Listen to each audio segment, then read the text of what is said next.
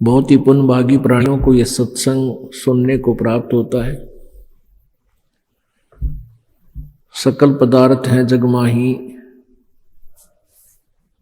कर्महीन नर पावत नाही। सभी इस संसार के अंदर परमात्मा समय समय पर प्रकट रहते हैं या अपने कोई संत विशेष को अपनी शक्ति पावर दे करके इस धरातल पर भेजते रहते हैं, ताकि संत की प्रेजेंस इस पृथ्वी पर रहेगी तो जनता कुछ हाहाकार से बचेगी। संत ना होते पृथ्वी पर तो जल मरता संसार। पुण्यात्मा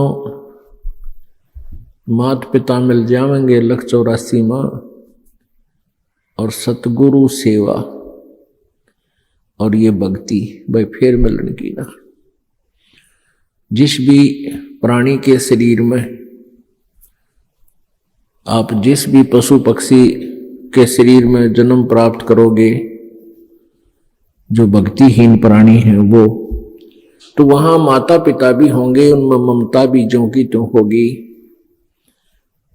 जैसे कुत्ते बने तो कुतिया माता पिता हमें मिल जाएंगे, गधे बने तो वहां माता पिता होंगे, और ऐसी ही ममता होगी, ऐसा ही प्रेम एक दूसरे में होगा।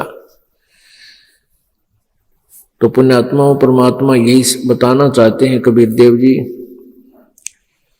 कि तुम संसारिक क्रियाओं को इतना महत्व देते हो कि सत्संग में भी नहीं पहुंच पाते हो। तो परमात्मा यही बताते हैं कि ये माता पिता, ये परिवार प्रत्येक प्राणी के शरीर में आपको उपलब्ध हो जाएगा, लेकिन सत्संग नहीं मिलेगा, सतगुरु नहीं मिलेंगे उन अन्य प्राणियों के शरीरों में। तो मानव शरीर के अंदर जो प्राणी भक्ति नहीं करता है वो अपने जीवन को व्यर्थ कर रहा है। परमेश्वर की वाणी में है कि मानुष जन्म पाए कहे जो नहीं रटे हरि नाम, जैसे कुआं जल बिना बनवाया क्या काम। अपने आत्माओं परमात्मा हमें बार बार आकर के यही समझाना चाहते हैं कि तुम मनुष्य जीवन प्राप्त करके इसमें प्राप्त सुविधाओं को प्राप्त करके आप भूल जाते हो परमात्मा को, क्योंकि ये जो भी पुण्य, आपके पुण्य से ही आपको मानव शरीर प्राप्त है और आप ही किया मलाई है पिछले जन्म की, पुण्य संस्कार हैं, उनको आप बर्बाद कर रहे हो। बहुत ही पुण्यकर्मी प्राणी को परमात्मा मानव शरीर देता है, उससे भी पुण्यकर्मी प्राणी मानव शरीर पाकर भी जो अत्यधिक पुण्यकर्मी प्राणी है उसको सत्संग मिलता है। तो मानव शरीर प्राप्त करके जो भक्ति नहीं करते हैं प्राणी, परमात्मा बताते हैं कबीर थोड़ा जीवना,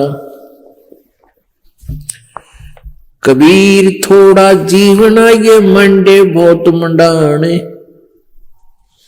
सभी उबा पंथ सिर ये राव रंग सुल्तान।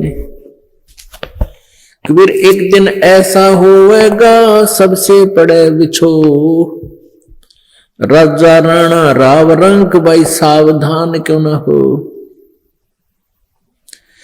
उजड़ खेड़े ठेकरी ये गड़गड़ गए कुमारे, रावण जैसे चले गए वो लंका के सरदार।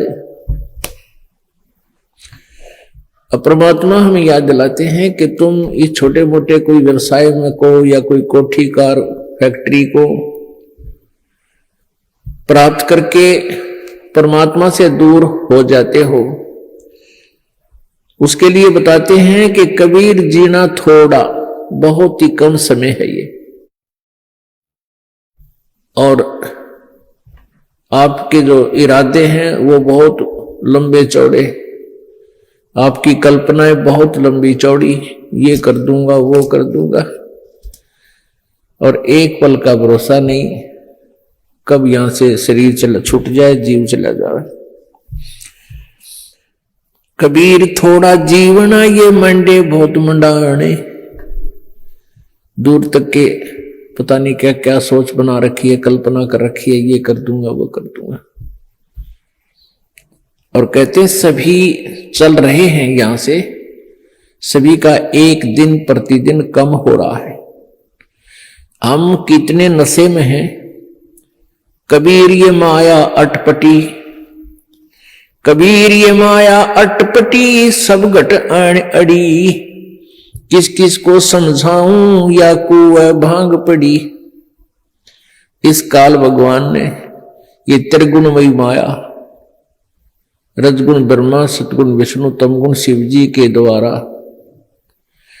ये आप जी को यहां उलझा रखा है, इस माया जाल में फंसा रखा है।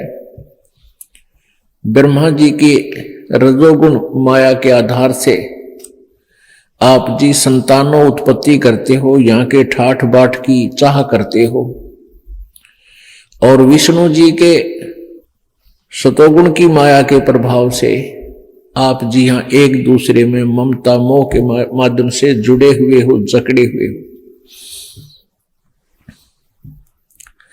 तो पर आप जी के हमारे ऊपर इतना जबरदस्त दबाव है कि हमें कुछ भी दूर तक का सूझता नहीं, हमें होश नहीं है। इस त्रिगुणमयी माया की भांग का नशा हमारे ऊपर इतना प्रभावित है कि हमें अपनी मौत दिखाई नहीं देती। परमात्मा याद दिलाते हैं, जैसे कोली रेजा बुने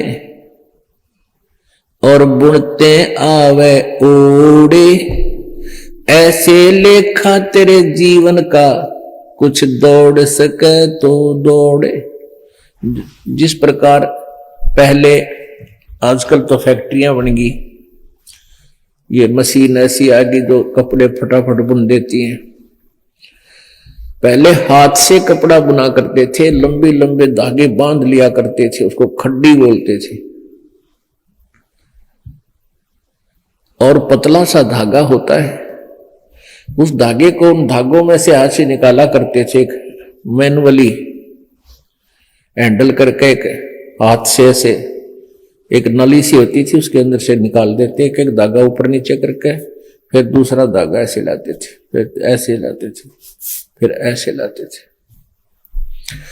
और इतने पतला धागा होता है और इतना लंबा उसका थान बोलते थे। एक बहुत लंबा थान लगभग 50-60 फुट का वो तैयार हो जाता है। यानी उस पतले से धागे से बार बार ऐसे चलने से वो अंत आ जाता है, वो कब थान इतना लंबा पूरा हो जाता है, उसका एंड हो जाता है। इसी प्रकार आप जी का जो जीवन है, ये प्रतिदिन एक धागा आपका इसमें प्रवेश हो रहा है, और एक दिन वो भी आएगा जिस दिन आपके जीवन का उत्थान कंप्लीट होगा। कहते हैं हम प्रतिदिन एक कदम अपने मौत रूपी अजगर की तरफ बढ़ रहे हैं, और वो हमें खाएगा और हमें डर नहीं।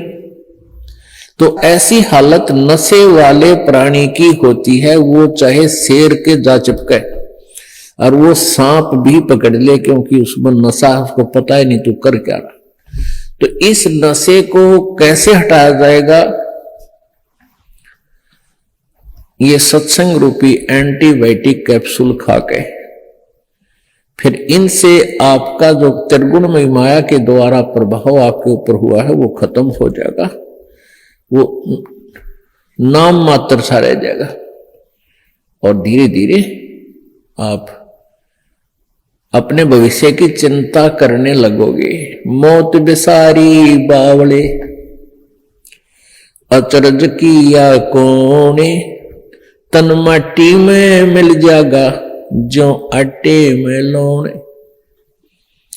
परमात्मा कहते हैं तो मौत भूल गया, तने कितना बड़ा आश्चर्य कर रखा है।